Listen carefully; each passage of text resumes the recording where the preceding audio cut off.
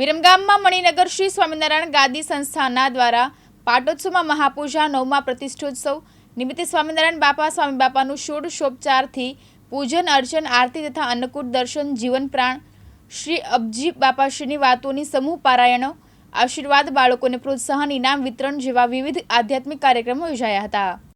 શ્રી સ્વામિનારાયણ ગાદીના આચાર્ય જ્ઞાન મહોદધિ શ્રી જીતેન્દ્રપ્રિય દાસજી સ્વામીજી મહારાજે 9મા પ્રતિષ્ઠોત્સવ પ્રસંગે આશીર્વાદ આપતા જણાવ્યું હતું કે મનુષ્ય પોતાના જીવનમાં કરવા જેવું કામ ભગવાનનું ભજન સ્મરણ છે।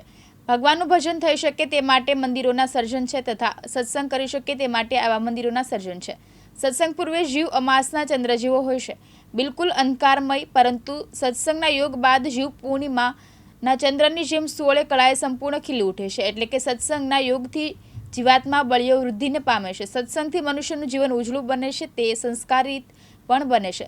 સત્સંગે મનુષ્યનો અલંકાર છે। વળી આવતી સાલે શ્રી ઘનશ્યામ મહારાજનો શતાબ્દી મહોત્સવ પણ આવી રહ્યો છે, તો તે પ્રસંગ નિમિત્તે દરેક સત્સંગીએ શ્રી રહસ્યાર્થ પ્રદીપિકા ટીકા સહ વચનામૃતની પારાયણ કરવા વિશે હાકલ કરી હતી। કારણ કે મનુષ્ય જીવનને સાર્થક કરવા ભગવાનનું ભજન સવિશેષ કરવું અને કરવું જ જોઈએ, જેથી ભગવાનનો બેઠો રાજીપો પ્રાપ્ત કરી શકે। આ પ્રસંગનો દિવ્ય લાભ દેશ વિદેશના હરિભક્તોએ પરમ ઉલ્લાસભેર લીધો હતો।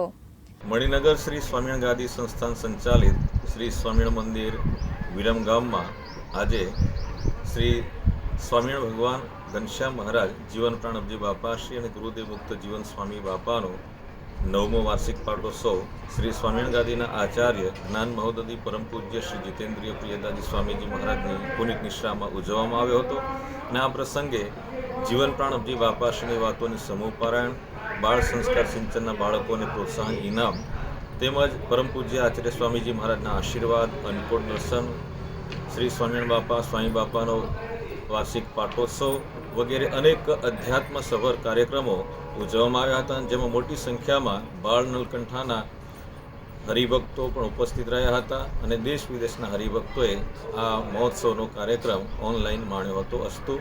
ચિરાગ પાતળિયા, દિવ્યાંગ ન્યૂઝ, અમદાવાદ।